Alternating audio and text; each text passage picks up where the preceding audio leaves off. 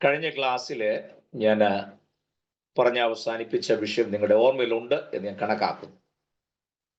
അത് മറ്റൊന്നുമായിരുന്നില്ല, യേശുവിൻ്റെ നാമത്തിൽ എന്ന് പറഞ്ഞാൽ എന്താണ് അർത്ഥമാക്കുന്നത്, ആമേൻ എന്ന പദം കൊണ്ട് എന്താണ് അർത്ഥമാക്കുന്നത്.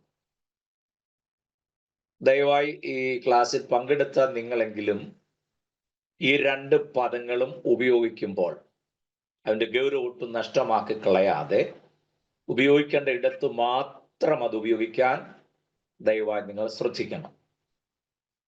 വലിയ വലിയ ക്രൂസൈഡ് നടത്തുന്നവരും അഭിഷിക്തന്മാരാണെന്ന് പറയുന്നവരും രോഗശാന്തി ചെയ്യുന്നവരും പ്രത്യേകിച്ചും വിടുതൽ ശുശ്രൂഷ ചെയ്യുന്നവരും ഒക്കെ പ്രസംഗത്തിലേക്ക് പറഞ്ഞ കേട്ടിട്ടുണ്ട്, ഒരാമയം വന്നില്ല, ഒരാമയം വന്നില്ല. ഇടയ്ക്ക് പറയും ഒരാമയം പറഞ്ഞാട്ടെ, എന്തിന്, ഫോർ വാട്ട്. അങ്ങനെ പ്രസംഗത്തിനിടയ്ക്ക് ഓളം ഉണ്ടാക്കാൻ ഇടുന്ന ഒരു പദപ്രയോഗമല്ല ആമേൻ എന്നുള്ളത്. അല്ല, ഞാൻ ചോദിക്കട്ടെ, നിങ്ങൾ വേദോസിൽ എവിടെയൊക്കെ എത്ര പ്രാവശ്യം ആമേൻ കണ്ടിട്ടുണ്ട്? ഏതായാലും പുസ്തകത്തിനകത്തുള്ളത്രയും തീപ്പൊരിയായിട്ടുള്ള ദൂത് വേറെ ആരുടെയും കയ്യിലുണ്ടെന്ന് എനിക്ക് തോന്നുന്നില്ല. ആ നിത്യജീവന്റെ വചനങ്ങൾ പറഞ്ഞ ഇടയ്ക്ക് എത്ര പ്രാവശ്യം ആമേൻ ഉണ്ടെന്നാണ് ഞാൻ ചോദിച്ചേ. പിന്നെ അതിനകത്ത് ഒരു വാക്യം മാത്രം എടുത്ത് സംസാരിക്കാൻ നമുക്ക് ഈ തെരുതറി ആമേൻ പറഞ്ഞാൽ ഈ ഒക്കൂ എന്നുള്ളത് എവിടുന്ന് വന്നു? പറയുന്നത് എനിക്ക് വിരോധം ഉണ്ടായിട്ടല്ല, നിങ്ങൾ തെറ്റിദ്ധരിക്കരുത്. ക്ലാസ് ആകുമ്പോൾ എനിക്കിത് പറഞ്ഞേ പറ്റൂ, അതുകൊണ്ടാണ്. ആമേൻ എന്തിനാണ് അർത്ഥമാക്കുന്നത്? ഞാൻ വളരെ വ്യക്തമായി കഴിഞ്ഞ ക്ലാസ്സിൽ ഓർപ്പിച്ചു. I stand firm on what I have said just now, or right now. ഞാൻ ഇപ്പോൾ പറഞ്ഞ കാര്യത്തിൽ 100% ഉറച്ചു നിൽക്കുന്നു. മനസ്സിലായോ?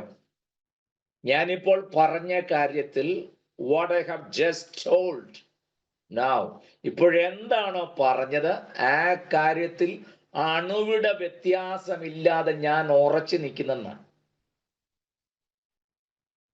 നിങ്ങൾ ആമേൻ പറഞ്ഞേച്ച് ചില വിഷയങ്ങൾക്ക് വേണ്ടിയൊക്കെ പ്രാർത്ഥിച്ച് ആമേൻ പറഞ്ഞേച്ച് പിന്നെ പറയും, ഓ നമ്മൾ പ്രാർത്ഥിക്കാനുള്ള പ്രാർത്ഥന ദൈവത്തിന്റെ ഇഷ്ടമാണെങ്കിൽ നടക്കട്ടെ, ആ ദൈവത്തിന്റെ സമയമാകുമ്പോൾ നടക്കട്ടെ, ആ ദൈവത്തിന്റെ പദ്ധതി ഉണ്ടെങ്കിൽ നടക്കും. ഇല്ല ഇല്ല, ആ ലാസ്റ്റ് ആമേൻ പറഞ്ഞ വിഷയ കണ്ടോ, പോയ പോക്ക് കണ്ടോ?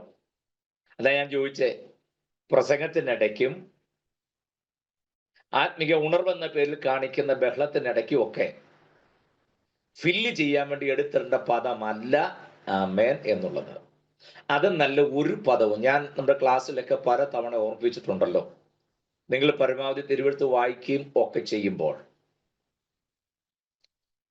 പ്രത്യേകിച്ചും ദൈവത്തെ റെഫർ ചെയ്യുന്ന വാക്യങ്ങളൊക്കെ വരുമ്പോൾ, കഴിയുമെങ്കിൽ അവനെന്നും അവൻ്റെന്നും നീയെന്നും നിന്റെ എന്നൊക്കെയുള്ള പദങ്ങൾ ദയവായി നിങ്ങൾ ഒഴിവാക്കണം.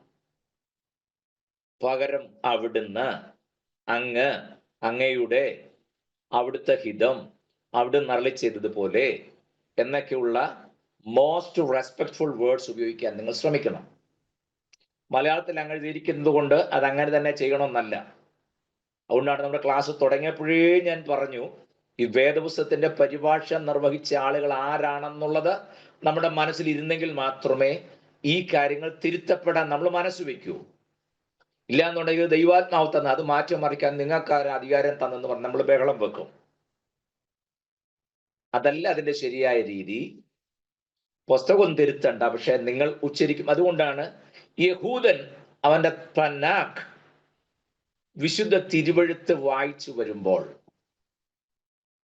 നമ്മൾ മലയാളത്തിൽ കാണുന്ന യഹോവ എന്ന പദം, അവർക്ക് യഹോവ അല്ലെങ്കിൽ യാഹുവേ അല്ലെങ്കിൽ യാഹുവേ എന്നിത്യാദി പദങ്ങൾ കാണുമ്പോൾ യഹൂദൻ ഒരിക്കലും ആ പദം എഴുതിയിട്ടുണ്ടെങ്കിലും വായിക്കത്തില്ല. അവൻ തൻ്റെ നാവ് കൊണ്ട് പരമാവധി ആ വാക്ക് ഉച്ചരിക്കാൻ ബന്ധപ്പെടുകയില്ല.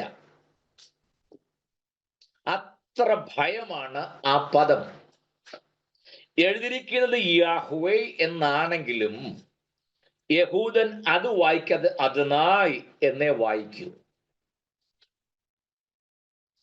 എഴുതിയിരിക്കുന്ന യാഹ്വേ എന്നാണ്, പക്ഷെ അത് ഉച്ചരിക്കല. കാരണം അത് പറയുമ്പോൾ അതിന്റെ പ്രൊനൗൺസിയേഷൻ, ഉച്ചാരണം ആക്യുറേറ്റ് അല്ലെങ്കിൽ കൃത്യമായിട്ടല്ലെങ്കിൽ അത് ദൈവത്തെ നിന്ദിക്കുന്നതിന് തുല്യമാണ്. മനസ്സിലായോ? അത് ദൈവത്തെ നിന്ദിക്കുന്ന കാര്യമായി മാറും എന്നുള്ളത് കൊണ്ട് ഭയം നിമിത്തം യഹൂദൻ ആ പദം ഉച്ചരിക്കയില്ല. അതിന് പകരം എഴുതിയിരിക്കുന്ന അത് യാഹ്വേ എന്നാണെങ്കിലും അദ്നായ് എന്നേ അവൻ ഉച്ചരിക്കൂ. അദ്നായ് എഴുതിയിട്ടില്ല, പക്ഷെ വായിക്കുമ്പോൾ അദ്നായ് എന്നേ വായിക്കൂ. അതാകുമ്പോൾ അവന് പേടിക്കണ്ട. യാഹ്വേ എന്ന പദം അത്ര ബഹുമാനത്തോടും ഭയഭക്തിയോടും മാത്രമേ യഹൂദൻ ഉച്ചരിക്കാറുള്ളൂ. നമ്മളോ അത് വായിക്കുമ്പോൾ തന്നെ എവിടെല്ലാം നോക്കി, എന്തെല്ലാം ചിന്തിച്ച്, എന്തെല്ലാം കാണിച്ചുകൊണ്ട, എവിടെയാണ് നമ്മൾ ശ്രദ്ധ കൊടുത്തിട്ടുള്ളത്? സ്തോത്രം. അതുകൊണ്ട് നാമും തിരുവെഴുത്ത് വായിക്കുമ്പോൾ കഴിയുമെങ്കിൽ അവനെന്നും അവൻ്റെ എന്നും നീ എന്നും നിന്റെ എന്നൊക്കെ വരുമ്പോൾ ഈവൻ പ്രാർത്ഥനയിൽ പോലും നിന്റെ കരം തന്നെ പ്രവർത്തിക്കണമേ, നീ ഇപ്പോൾ ഇറങ്ങി വരണമേ. ആരിറങ്ങി വരണമെന്ന്? ആരെയാ നീ വിളിച്ചത്? അങ്ങനൊന്നും ഉച്ചരിച്ചു പോയെങ്കിൽ നിങ്ങൾ ആരും നരകത്തിൽ പോകുന്നില്ല. അങ്ങനെ പേടിക്കണ്ട. അത് അറിവില്ലായ്മയിൽ, അറിഞ്ഞതിന് ശേഷം അങ്ങനെ ചെയ്യരുത്. അതിന് പകരം ഞങ്ങൾ അവിടുത്തോട് അപേക്ഷിക്കുന്നു, അങ്ങയുടെ കരം നീട്ടണമേ, അങ്ങ് തന്നെ ഈ കാര്യം ഏറ്റെടുക്കണമേ. അവിടുത്തെ സാന്നിധ്യം ഞങ്ങളുടെ നാടിലുള്ളത് കൊണ്ട് സ്തോത്രം. നിന്റെ സാന്നിധ്യം എന്ന് പറയാതെ അവിടുത്തെ സാന്നിധ്യം ഞങ്ങളുടെ നാടുള്ളതിനായി ഞങ്ങൾ അങ്ങേക്ക് മഹത്വം കരേറ്റുന്നു. അവിടുന്ന് തന്നെ സകലം നിയന്ത്രിക്കണമേ. അങ്ങയുടെ കരം ഞങ്ങളുടെ കൂടെ ഇരിക്കണമേ. മനസ്സിലായോ? അങ്ങയുടെ നിയോഗം ഞങ്ങളുടെ മേൽ ഉണ്ടാകണമേ. അങ്ങ് ഞങ്ങളെ ബലപ്പെടുത്തണമേ. തിരുവായി മൊഴിഞ്ഞരളി ചെയ്യണമേ. ഇങ്ങനെയൊക്കെ പറയുന്നതാണ് നമുക്ക് പരിജ്ഞാനമുണ്ടെന്നും ആത്മിക വർധനമുണ്ടെന്നുള്ളതിന്റെ തെളിവ്. അല്ലാത്തതല്ല ഇപ്പോഴും നഴ്സറി ക്ലാസ്സിൽ നിൽക്കുകയാണ് അതിനർത്ഥം. ബഹുഭൂരിപക്ഷം അങ്ങനെ തന്നെയാണ്. വർഷം കൊണ്ട് 10, 30, 35 ആയിക്കാണ്. പക്ഷെ നഴ്സറി ലെവലിൽ വിട്ട് ഇപ്പോഴും പോയിട്ടില്ല. അല്ലെ? സംശയം ഉണ്ടെങ്കിൽ നിങ്ങൾ നോക്കൂ. രക്ഷിക്കപ്പെട്ട് തീറിൽ വന്നപ്പോൾ അന്നത്തെ അതേ പ്രാർത്ഥന, അന്നത്തെ അതേ പാട്ട്, അന്നത്തെ അതേ അന്യഭാഷ, വേറെ വ്യത്യാസമൊന്നും വന്നില്ലല്ലോ. ഇല്ല. ഇപ്പോഴും LKG അതിനർത്ഥം. LKG കഴിഞ്ഞ് 1ാം ക്ലാസ് മുതൽ 10ാം ക്ലാസ് വരെയും, 10 കഴിഞ്ഞ് +2, +2 കഴിഞ്ഞാൽ ഡിഗ്രിയും, ഡിഗ്രി കഴിഞ്ഞാൽ PGയും, അത് കഴിഞ്ഞാൽ പിന്നെ റിസർച്ചും PhD വരെയും ക്ലാസ് കിടപ്പുണ്ട്. അങ്ങോട്ട് ആർക്കും പോകണ്ട. LKGയിലെ ABCD EFGയും വെച്ചുകൊണ്ടിരിക്കുക.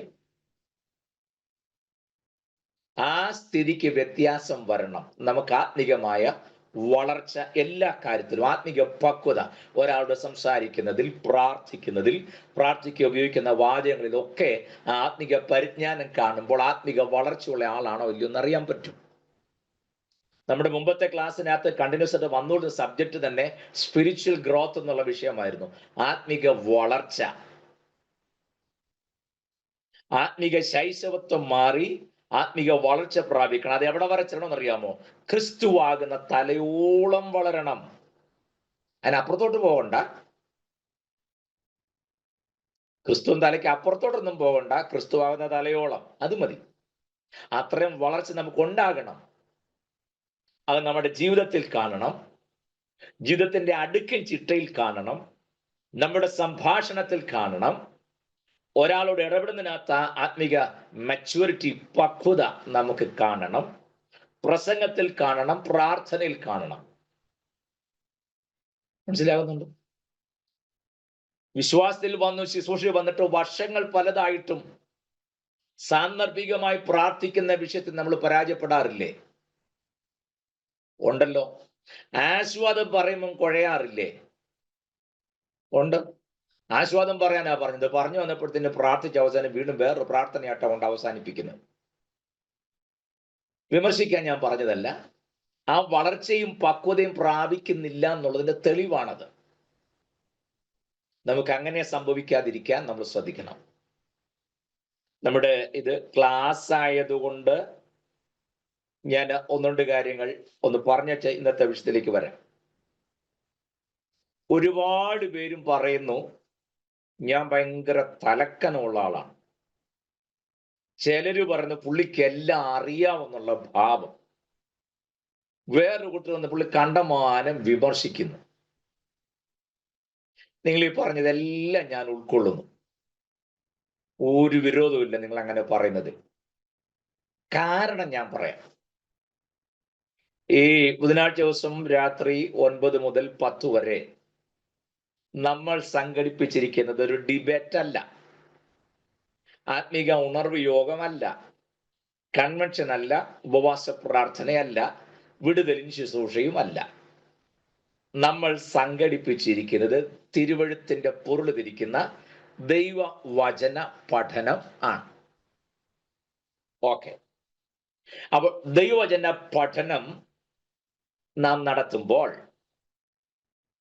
ഈ പഠിക്കുക, പഠിപ്പിക്കുക എന്നിത്യാദി വാക്കുകളുടെ റൂട്ട് വേർഡ് കിടക്കുന്നത് ഹീബ്രു ആൽഫബറ്റ്സിലെ 11ാമത്തെ ലെറ്റർ. ആ ലെറ്റർ ലാമദ് എന്നാണ് കൊടുത്തിരിക്കുന്നത്. ആ ലാമദ് എന്ന വാക്കിൽ നിന്നാണ് തൽമൂദ്, തൽമീദ് എന്നിത്യാദി പദങ്ങൾ ഉണ്ടായത്. ക്ലിയർ ആയി വിശ്വസിക്കുന്നു. ലാമദ് എന്ന അക്ഷരം എഴുതാൻ ഉപയോഗിക്കുന്നത്, ശ്രദ്ധിക്കണേ, ഒരു വളഞ്ഞ വടിയ. ഞാൻ നേരത്തെ ഹീബ്രു ആൽഫബറ്റ്സും അതിന്റെ സിംബോളിക് ആയിട്ടുള്ള പിക്ചറുകളും അക്ഷരങ്ങളുടെ ഘടനയൊക്കെ കാണിക്കുന്ന ഒരു ചാർട്ട് ഇന്ന് കിട്ടു തന്നിരുന്നു. എല്ലാവരുടെയും കയ്യിലുണ്ടെന്ന് എൻ്റെ വിശ്വാസം. നിങ്ങൾ അതിന്റെ 11ാമത്തെ ലെറ്റർ നോക്കണം. ലാമത്ത് എന്നാണ്, ഒരു വളഞ്ഞ വടിയ, ഒരു വളഞ്ഞ വടിയാണ് ലാമത്ത്. എന്താ അതിന്റെ അർത്ഥം എന്നറിയാമോ? മുറിവുണ്ടാക്കുന്ന രീതിയിൽ കൃത്യമായി എറിഞ്ഞു പൊള്ളിക്കുക എന്നാണ്. എന്താ? ഈ വടി മുറിവുണ്ടാകത്തക്ക നിലയിൽ കൃത്യമായി എറിഞ്ഞു പൊള്ളിക്കുക, അതാണ് ലാമത്ത്. ഡിസിഫറിങ് ആയതുകൊണ്ട് ഞാൻ പൊരുൾ തിരിച്ചു തരാം. ലാമത്ത് എന്ന അക്ഷരം അല്ലെങ്കിൽ ആ പദം ഒരു വളഞ്ഞ വടിയാണ്, അറ്റം വളഞ്ഞിരിക്കുന്ന ഒരു വടി. ആ വടി മുറിവുണ്ടാകത്തക്ക നിലയിൽ തറച്ചു കൊള്ളുന്ന രീതിയിൽ എറിഞ്ഞു പിടിപ്പിക്കണം. അതിന്റെ പേരാണ് തൽമൂദ്. തൽമീദ് എന്ന് പറഞ്ഞാൽ സ്റ്റുഡന്റ് എന്നാണ്, തൽമൂദ് എന്ന് പറഞ്ഞാൽ ടീച്ചിങ് എന്നാണ്. അപ്പോൾ എന്നെ വിമർശിക്കുന്നവരോട് ഞാൻ പറയാം, ഞാൻ ചെയ്യുന്ന പണി കൃത്യമായി മുറിവുണ്ടാകത്തക്ക നിലയിൽ, തറച്ചു കൊള്ളത്തക്ക നിലയിൽ എറിഞ്ഞു പിടിപ്പിക്കുക. അപ്പൊ എന്തോ സംഭവിക്കും? ഏറ് കിട്ടും, മുറിവുണ്ടാകും, ചോര പൊടിയും.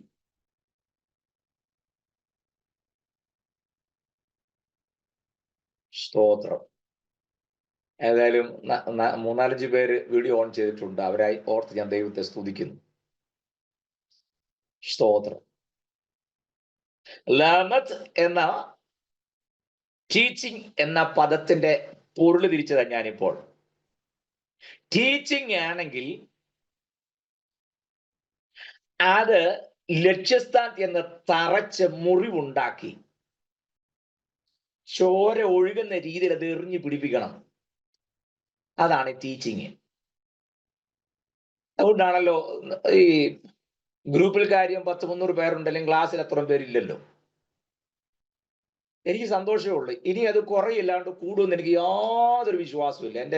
ഇപ്പൊ ഞാൻ 34ാമത്തെ വർഷമാണ് സുവിശേഷ വല്ലായിട്ട്, പ്രത്യേകിച്ച് ടീച്ചിങ് ഫീൽഡ് വന്നിട്ട് കുറെ വർഷങ്ങളായി. എൻ്റെ അനുഭവത്തിൽ ഒരു ബൈബിൾ ക്ലാസ് ആരംഭിച്ചാൽ ഒരു 100 പേരുണ്ടെന്നിരിക്കട്ടെ, കാര്യമായ ക്ലാസ് മുമ്പോട്ട് വരുമ്പം ഭാഗ്യം ഉണ്ടെങ്കിൽ 10 പേരല്ലേ 15 പേര് അവസാനം കാണും. യാതൊരു സംശയവുമില്ല. കാരണം മുന്നോട്ട് പോകുന്നതോറും ഈ ഏറിന്റെ ശക്തി കൂടും. അത് ചെന്ന് തറയ്ക്കും, മുറി ഉണ്ടാക്കും, ചോര പൊടിയും. അതെല്ലാവർക്കും സഹിക്കാൻ പറ്റുന്ന വരികയല്ല, ആരുടെയും കുഴപ്പമല്ല. മറിച്ചുള്ള മറ്റൊരു ശുശ്രൂഷയാണെങ്കിൽ 10 പേരുമായിട്ട് തുടങ്ങിയാൽ മതി, 3 മാസം കൊണ്ട് 150 പേര് കാണും. അതിനകത്തെല്ലാം നിന്റെ സ്ഥിതി മാറ്റാൻ പോവുകയാണെന്നും നീ പ്രതീക്ഷിക്കുന്നതിനേക്കാൾ അപ്പുറമായി നിന്റെ കണ്ണ് കണ്ടിട്ടില്ലാത്ത ചിലതൊക്കെ ദൈവം നിനക്ക് മാറ്റിയിട്ടിട്ടുണ്ടെന്ന് ഞാൻ കൂടെ പറഞ്ഞുകൊണ്ടിരുന്നാൽ മതി. സ്തോത്രം. ഞാൻ പറഞ്ഞു വന്നത് ഇതാണ് ദൈവവചന പഠനം. മുറിവുണ്ടാകത്തക്ക നിലയിൽ ലക്ഷ്യസ്ഥാനത്ത് ചെന്ന് തറയ്ക്കണം. സ്തോത്രം. ചെന്ന് തറച്ചിട്ടുണ്ടെങ്കിൽ അവിടെ മുറിവുണ്ടാക്കും, ചോര പൊടി, ചെറിയ വേദനയൊക്കെ ഉണ്ടാക്കിയിരിക്കും. പക്ഷേ പിന്നത്തേതിൽ അത് ഗുണം ചെയ്യും. എൻ്റെ അധ്യാപകൻ ട്രിവാൻഡ്രം യൂണിവേഴ്സിറ്റി കോളേജ് ഇംഗ്ലീഷ് വിഭാഗത്തിന്റെ ഹെഡായിരുന്ന മനുഷ്യനായിരുന്നു. ട്രിവാൻഡ്രത്ത് അദ്ദേഹം പിന്നീട് UK പോയി. UK ചെന്ന് അദ്ദേഹം ഇംഗ്ലീഷ് റിസർച്ച് ചെയ്തിട്ടുള്ള മനുഷ്യനാണ്. അവിടെ ചെന്ന് ഇംഗ്ലീഷുകാരെ സായിപ്പന്മാർക്ക് ഇംഗ്ലീഷ് പഠിപ്പിച്ച മനുഷ്യനാണ്. അപ്പം വിദ്യാഭ്യാസം ഉള്ള ആളാണോ എന്നൊക്കെ മനസ്സിലായി കാണുമല്ലോ. സ്തോത്രം. അതിനുശേഷമാണ് അദ്ദേഹം ഹീബ്രു റിസർച്ച് ചെയ്ത് പഠനത്തിന് വേണ്ടി പോയത്. അവിടുത്തെ എബ്രായ ഭാഷയിലുള്ള പഠനത്തിന് ശേഷം 12 വർഷത്തോളം യഹൂദന്മാർ കൂടുന്ന ഒരു ചർച്ചിന്റെ പാസ്റ്ററായിരുന്നു. അത് 95% ആളുകളും യഹൂദന്മാരായിരുന്നു, കുറച്ച് വെള്ളക്കാരായ ആളുകളും. അദ്ദേഹമായിരുന്നു അവിടുത്തെ പാസ്റ്റർ 12 വർഷത്തേക്ക്. അവരോടൊപ്പം ജീവിച്ച ഒരു മനുഷ്യൻ. ഇതൊന്നും പറയാനിട്ടില്ല. അദ്ദേഹം യഹൂദ റാബായുടെ കീഴിൽ വിശുദ്ധ തിരുവെഴുത്ത് പഠിക്കാൻ ചെന്നപ്പോൾ അദ്ദേഹത്തെ തന്റെ അധ്യാപകന് റാബായി വിളിച്ച വിളി ജെന്റൈൽ ഡോഗ് എന്ന്. Who are you to know about our holy scripture എന്നാണ് ആ റാബായി ചോദിച്ചത്. എടാ ജാതീയനായ പാട്ടി, ഞങ്ങളുടെ വിശുദ്ധ തിരുവെഴുത്തിനെ കുറിച്ച് അറിയാൻ നീ ആരാ?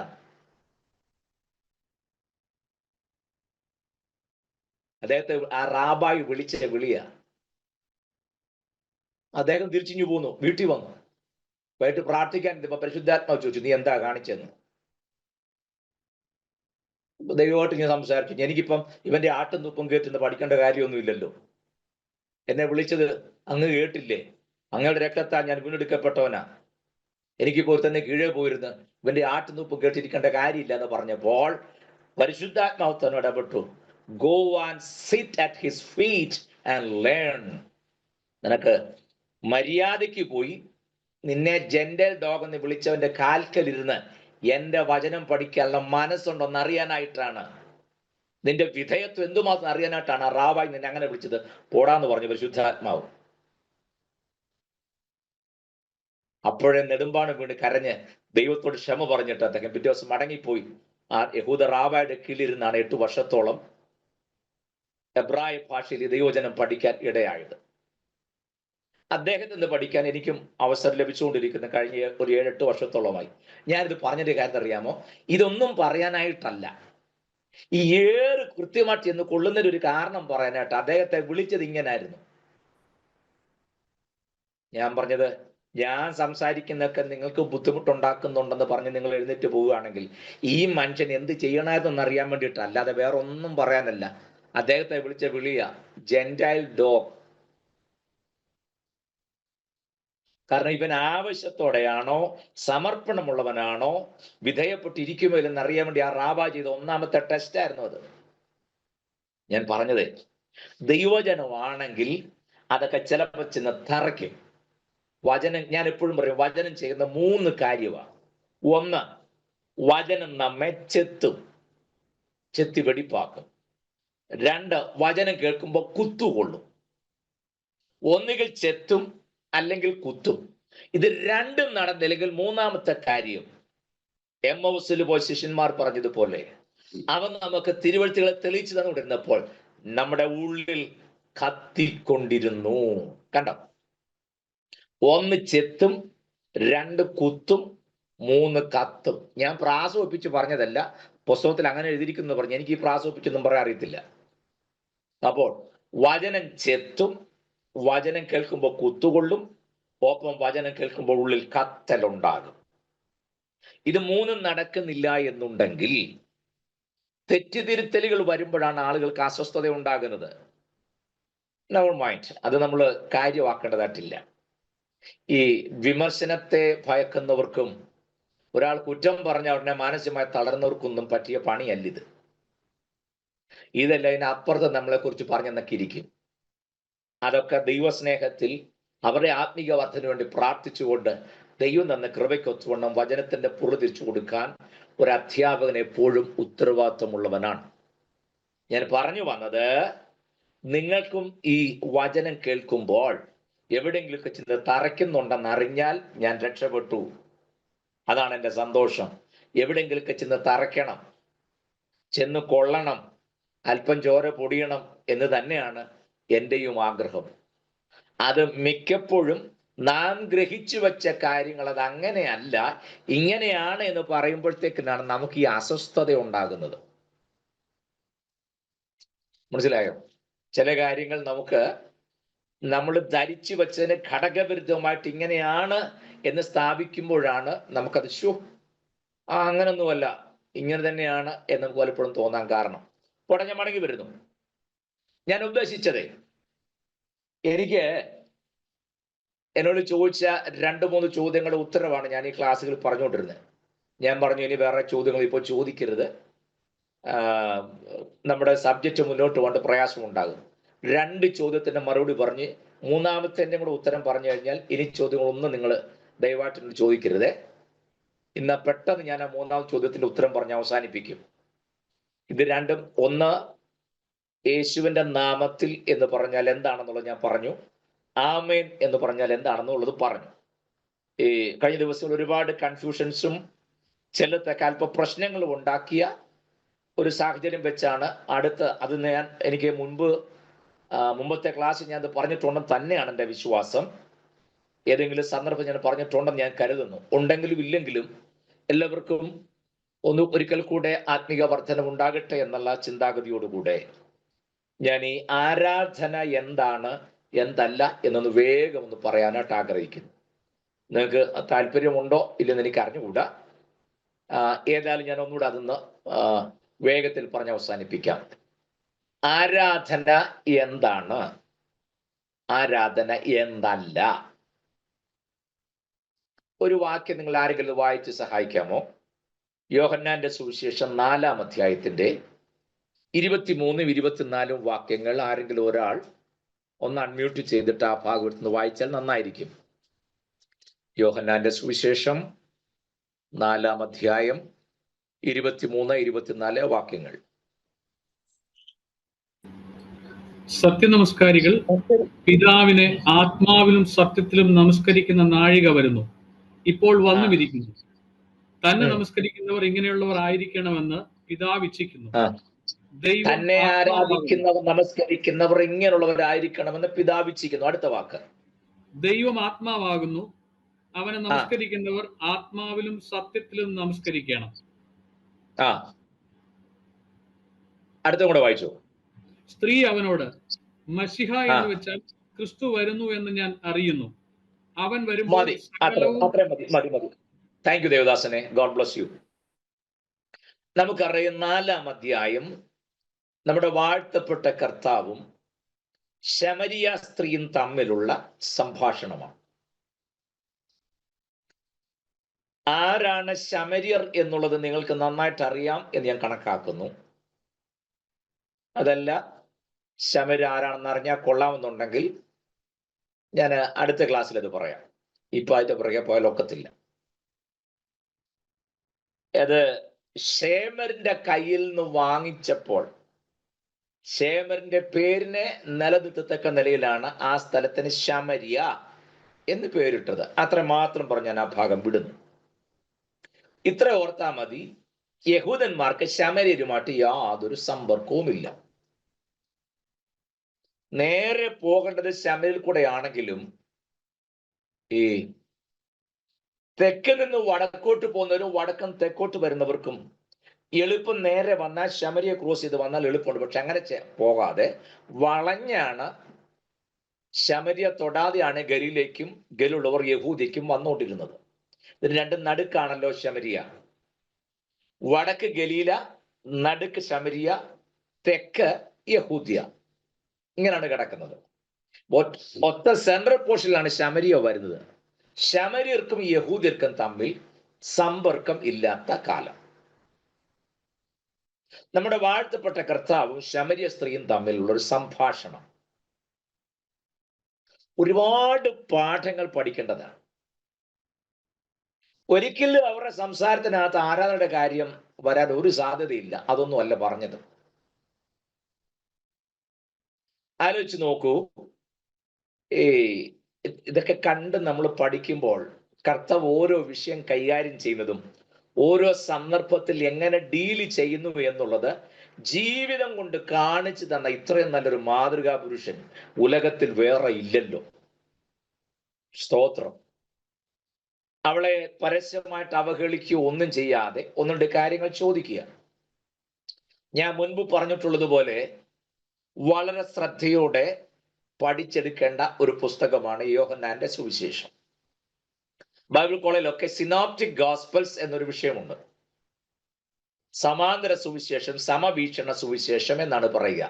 സിനോപ്റ്റിക് ഗോസ്പൽസ് എന്ന് പറഞ്ഞാൽ മത്തായി, മർക്കോസ്, ലൂക്കോസ്. ഇത് മൂന്നുമാണ് സമാന്തര സുവിശേഷം. നാലാമത് യോഹന്നാന്റെ സുവിശേഷം. ഈ മൂന്ന് സുവിശേഷന്റെ കൂടെ ചേർത്തല്ല പഠിപ്പിക്കുന്നത്, അത് സെപ്പറേറ്റ് പഠിക്കുക. സെപ്പറേറ്റ് പഠിക്കേണ്ട പുസ്തകം തന്നെയാണ്. അതിന്റെ കാരണം മറ്റ് മൂന്ന് സുവിശേഷത്തിലും പറയാത്ത കാര്യങ്ങളാണ് യോഹന്നാന്റെ സുവിശേഷത്തിൽ പറഞ്ഞിട്ടുള്ളത്. മറക്കരുത്. മറ്റു സുവിശേഷത്തിൽ പറയുന്ന വിഷയങ്ങളല്ല യോഹന്നാന്റെ സുവിശേഷത്തിലുള്ളത്. അപ്പോൾ തന്നെ മറ്റു സുവിശേഷങ്ങൾ പറഞ്ഞിട്ടുള്ള പലതും യോഹന്നാൻ പറഞ്ഞിട്ടുമില്ല. മറ്റു മൂന്ന് പേരും യേശു ക്രിസ്തുവിന്റെ ജനനം സംബന്ധിച്ച കാര്യങ്ങൾ വിശദമായി പറയുമ്പോൾ യോഹന്നാൻ ആ തിരുപ്പിറവ് സംബന്ധിച്ച് ഒരു കാര്യവും പറയുന്നില്ല. യേശു ക്രിസ്തുവിന്റെ സ്നാനവും സ്വർഗം തുറന്നും പരിശുദ്ധാത്മാവ് ഇറങ്ങി വന്നതും യോഹന്നാൻ പറയുന്നില്ല. നിങ്ങൾ നോക്കി. അങ്ങനെ പറയുമ്പോൾ മറ്റു സുവിശേഷന്മാർ പറഞ്ഞിരിക്കുന്ന പല കാര്യങ്ങളും യോഹന്നാൻ തൊട്ടിട്ട് പോലുമില്ല. എന്നാൽ യോഹന്നാൻ പറഞ്ഞ കാര്യങ്ങൾ ഒന്നും തന്നെ മറ്റു മൂന്ന് പേരും പറഞ്ഞിട്ടുമില്ല. അത് ശ്രദ്ധിക്കണം. 21 അധ്യായവും മറ്റ് സുവിശേഷങ്ങളിൽ നിന്ന് എൻറ്റയർലി ഡിഫറെന്റ് ആണ്. 1-ാം അധ്യായം നോക്കി. 1-ാം അധ്യായത്തിന് 1-ാമത്തെ വാക്യം, ആദിയിൽ വചനം ഉണ്ടായിരുന്നു, വചനം ദൈവത്തോടുന്ന, വചനം ദൈവമായിരുന്നു. 12-ാം വാക്യം വരുമ്പോൾ വചനം ജഡമായി തീർന്ന് കൃപയും സത്യം നിറഞ്ഞവനായി നമ്മുടെ ഇടയിൽ പാർത്തു. ഇത് യോഹന്നാന്റെ സുവിശേഷത്തിൽ മാത്രമേ ഉള്ളൂ. ആദിയിൽ വചനം ഉണ്ടായിരുന്നു. 3 പേര് പറഞ്ഞിട്ടുണ്ടോ? ഇല്ല. യോഹന്നാൻ മാത്രമേ പറയുന്നുള്ളൂ. 2-ാം അധ്യായത്തിൽ 3-ാം നാൾ ഗലീല കാനാവിൽ ഒരു കല്യാണം ഉണ്ടായി. അതും യോഹന്നാന്റെ സുവിശേഷത്തിൽ മാത്രമേ ഉള്ളൂ. 3-ാം അധ്യായത്തിൽ യേശു ക്രിസ്തുവും നീക്കോദിമോസും തമ്മിലുള്ള സംഭാഷണം യോഹന്നാന്റെ സുവിശേഷത്തിൽ മാത്രമേ ഉള്ളൂ. 4-ാം അധ്യായത്തിൽ യേശു ക്രിസ്തുവും ശമര്യ സ്ത്രീയും തമ്മിലുള്ള സംഭാഷണം മറ്റു 3 സുവിശേഷങ്ങളുമില്ല, യോഹന്നാന്റെ സുവിശേഷത്തിൽ മാത്രമേ ഉള്ളൂ. ശ്രദ്ധിച്ചിട്ടുണ്ടോ അങ്ങനെ? 5-ാം അധ്യായത്തിൽ 38 വർഷമായി കുളക്കര കിടന്ന മനുഷ്യനെ കർത്താവ് സൗഖ്യമാക്കുന്നു, യോഹന്നാന്റെ സുവിശേഷത്തിൽ മാത്രമേ ഉള്ളൂ. 6-ാം അധ്യായത്തിൽ സ്വർഗത്തിൽ നിന്ന് ഇറങ്ങി വന്ന ജീവന്റെ അപ്പം ഞാനാകുന്നു, യോഹന്നാന്റെ സുവിശേഷത്തിൽ മാത്രമേ ഉള്ളൂ. 7-ാം അധ്യായത്തിൽ ഉത്സവത്തിന്റെ മഹാദിനമായി ഒടുക്കത്തെ നാൾ യേശു നിന്നുകൊണ്ട് ദാഹിക്കുന്നവരെല്ലാം എൻ്റെ അടുക്കൽ വന്ന് കുടിക്കട്ടെ, യോഹന്നാന്റെ സുവിശേഷത്തിൽ മാത്രമേ ഉള്ളൂ. മറ്റു 3 സുവിശേഷങ്ങളുമില്ല. നിങ്ങളിങ്ങനെ എല്ലാ അധ്യായം നോക്കിക്കേ. യോഹന്നാൻ പറഞ്ഞ കാര്യങ്ങളൊന്നും അവരുടെ പുസ്തകത്തിനകത്തില്ല. എളുപ്പം പറയാം. 11-ാം അധ്യായത്തിൽ യേശു കർത്താവ് ഏറ്റവും സ്നേഹിച്ച ലാസർ മരിച്ചു. 11-12 അധ്യായം ലാസറിന്റെ മരണം, അടക്കം കർത്താവിനെ ഉയർപ്പിക്കുന്നത് ഈ 11-12 അധ്യായത്തിലല്ലാതെ 3 സുവിശേഷത്തിലും പറഞ്ഞിട്ടില്ല. ഉണ്ടോ? 13-ാം അധ്യായത്തിലെ കർത്താവ് ശിഷ്യന്മാർ തമ്മിലുള്ള പെസഹ ആചരണം മറ്റു പലത്ത് പറഞ്ഞിരിക്കുന്നതല്ല യോഹന്നാൻ പറഞ്ഞിരിക്കുന്നത്. 14-ാം അധ്യായത്തിൽ നിങ്ങളുടെ ഹൃദയം കലങ്ങിപ്പോകരുത്, ദൈവത്തിൽ വിശ്വസിപ്പിൻ, എന്നിലും വിശ്വസിപ്പിൻ, എന്റെ പിതാവിന്റെ ഭവനത്തിൽ അനേക വാസസ്ഥലമുണ്ട്, ഇല്ലെങ്കിൽ ഞാൻ നിങ്ങളോട് പറയുമായിരുന്നു. യോഹന്നാൻ അല്ലാതെ വേറെ ആരും പറഞ്ഞിട്ടില്ലല്ലോ. ശ്രദ്ധിച്ചു നോക്കി. 15-ാം അധ്യായത്തിൽ വരുമ്പോൾ ഞാൻ സാക്ഷാൽ മുന്തിരിവള്ളി, എന്റെ പിതാവ് തോട്ടക്കാരനുമാകുന്നു. വേറെ ആരെങ്കിലും പറഞ്ഞോ? ഇല്ലല്ലോ. നിങ്ങൾ 21 അധ്യായം നോക്കണം. വളരെ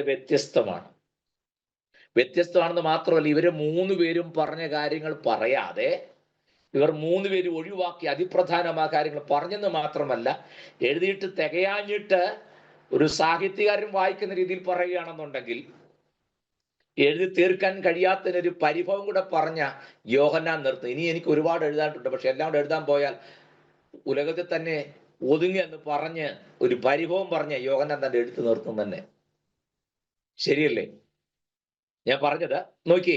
4-ാം അധ്യായം ഞാൻ ഇതിനിടയ്ക്ക് അത്രയും വിശദമായി പറഞ്ഞത് നിങ്ങൾ തിരുവെഴുത്ത് വായിക്കുകയും ധ്യാനിക്കുകയും, ചിലർ പറയുന്നതൊക്കെ പാസ് എത്ര പ്രാവശ്യം പറഞ്ഞിട്ടുള്ളത് കേൾക്കാത്തവരിനകത്തുള്ളത് കൊണ്ടാണ് ഞാനത് പറഞ്ഞത്. എനിക്കറിയാം അഭിലാഷ് പാസ്റ്റൊക്കെ ഇത് ആദ്യമായിട്ട് കേൾക്കുക. അപ്പൊ അവർക്കൊക്കെ അത് പ്രയോജനമാകട്ടെന്നോർത്താണ് മുൻപ് കേട്ടവരുണ്ടെങ്കിലും ഞാനത് റിപ്പീറ്റ് ചെയ്യുന്നത്. നിങ്ങൾക്ക് ബോറടിക്കരുത്. സ്തോത്രം.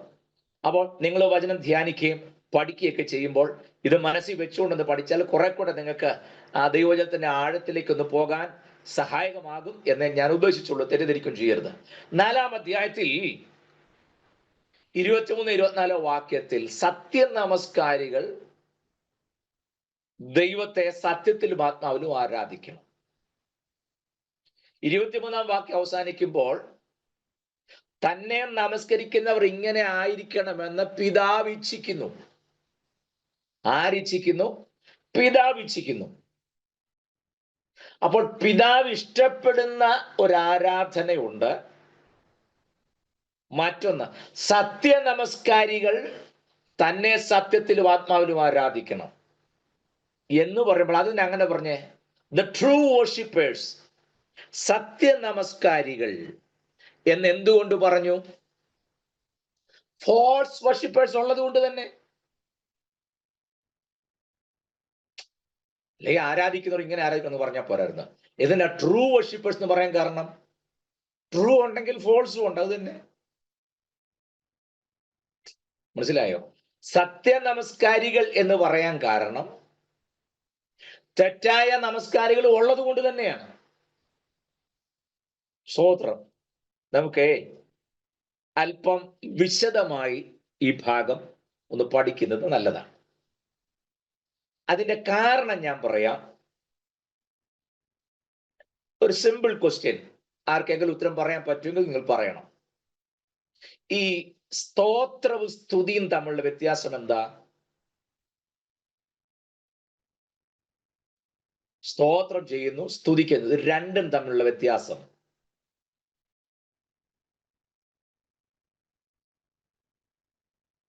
ഞാനിപ്പോൾ കർത്താവിന്റെ ദാസൻ ശ്യാം പാസ്റ്ററെ ഓർത്ത് സ്തുതിക്കുന്നു എന്ന് പറഞ്ഞാൽ തെറ്റിപ്പോയി. ശ്യാം പാസ്റ്റർക്കായി സ്തോത്രം ചെയ്തു പറഞ്ഞാൽ ശരിയായി. എന്താ സ്തോത്രവും സ്തുതിയും തമ്മിലുള്ള വ്യത്യാസം? നമ്മൾ രണ്ടും കൂടെ അവിയൽ പോലല്ലേ. ഇന്നാർക്കായി സ്തുതിക്കുന്നു, ഇന്നാർക്കായി സ്തോത്രം ചെയ്യുന്നു. രണ്ടും ഏതാണ്ട് ഒന്നാണെന്നുള്ള ചിന്തയിലാണ് ഈ പറഞ്ഞു പിടിപ്പിക്കുന്നത്. തെറ്റാണ്. സ്തുതി വേറെ, സ്തോത്രം വേറെ. രണ്ട്, സ്തുതി ആരാധനയല്ല, ആരാധന സ്തുതിയുമല്ല. അതറിയാൻ വയ്യാത്തതുകൊണ്ടാണല്ലോ അപ്പോസ്തലർ രാത്രികാലെ ആരാധിച്ചപ്പോൾ ചങ്ങല പൊട്ടി ബന്ധിതരെല്ലാം മോചിതരായല്ലോ. അപ്പോസ്തലർ രാത്രികാലെ ആരാധിച്ചെന്നോ? ഏത് പുസ്തകത്തിൽ അങ്ങനെ എഴുതിയിട്ടുള്ളത്? പാട്ടിനകത്തുണ്ട്, അത് ഞാൻ സമ്മതിക്കുന്നു. ഞാൻ ചോദിച്ച പുസ്തകത്തിൽ എവിടാ ഉള്ളത്? യോ പാസ്റ്റേ, പൗലോസും ശീലാസും കാരാഗൃഹത്തിൽ അവർ അർദ്ധരാത്രിയിൽ പ്രാർത്ഥിച്ചു, പാടി, ദൈവത്തെ സ്തുതിച്ചു. അത്രേ ഉള്ളൂ. ഞാൻ ആരാധിച്ചൊന്നും അവിടെ ഇല്ല. ആരാധനയ്ക്ക് അതിനേക്കാൾ എത്രയോ അപ്പുറത്ത് നിൽക്കുന്ന സംഗതിയാ. ആരാധനയൊന്നുമല്ല. സ്തോത്രം. പഴക്കണ്ട എല്ലാവരുടെ മുഖം പെട്ടെന്ന് അങ്ങ് വല്ലാണ്ടായി. എന്നെ അങ്ങ് ഞെക്കിപ്പിഴി സ്ക്യൂസ് ചെയ്യാനുള്ള മനോഭാവത്തിലെല്ലാം കൂടി ഇരിക്കുന്നേ. സ്തോത്രം അല്ലേ? അതാ ഞാൻ മുമ്പേ പറഞ്ഞത്, ചില കാര്യങ്ങൾ തിരുത്താൻ ശ്രമിക്കുമ്പോൾ പറയുന്ന വ്യക്തിയോട് തോന്നുന്ന അമർഷം ഭയങ്കരമാണ്. ഞാനായിട്ടൊന്നും പറയുന്നില്ല.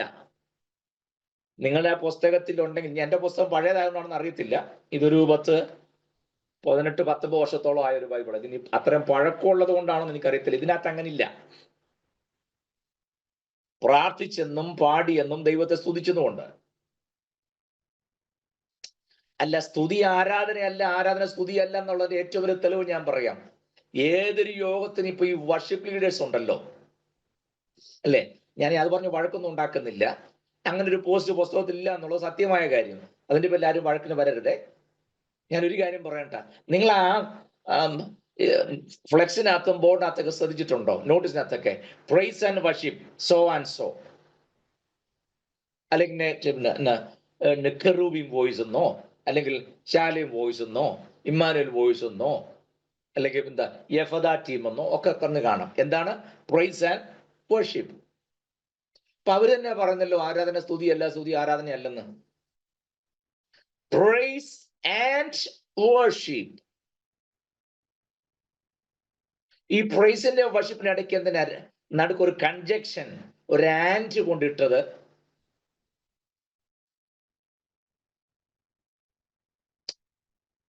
പ്രൈസ് ആൻഡ് വർഷിപ്പ് എന്നല്ലേ എഴുതിയേ? അപ്പൊ രണ്ടും രണ്ടാണെന്ന് ഇവര് തന്നെ സമ്മതിക്കുന്നല്ലോ. സ്വർഗത്തിൽ അരമണിക്കൂറോളം മൗനം ഉണ്ടെന്ന് പറഞ്ഞ പോലെ എല്ലാവരുടെയും മുഖത്ത് ഞരമ്പെല്ലാം വലിഞ്ഞു മുറുകി. അടുത്ത ക്ലാസ്സിൽ ഞാനും എന്റെ ടാബ് മാത്രമേ കാണുള്ളൂ.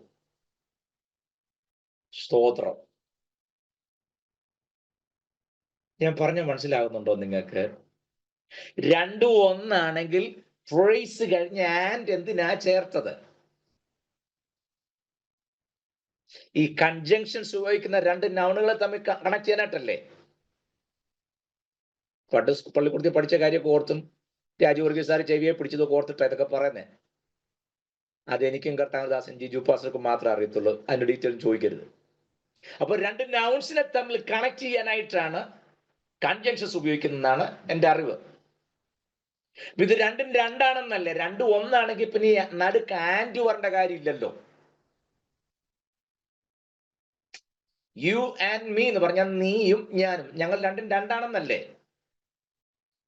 അതുകൊണ്ടാണല്ലോ യുവിന്റെയും മീയുടെ നടുക്ക് ആൻഡ് വന്നത്.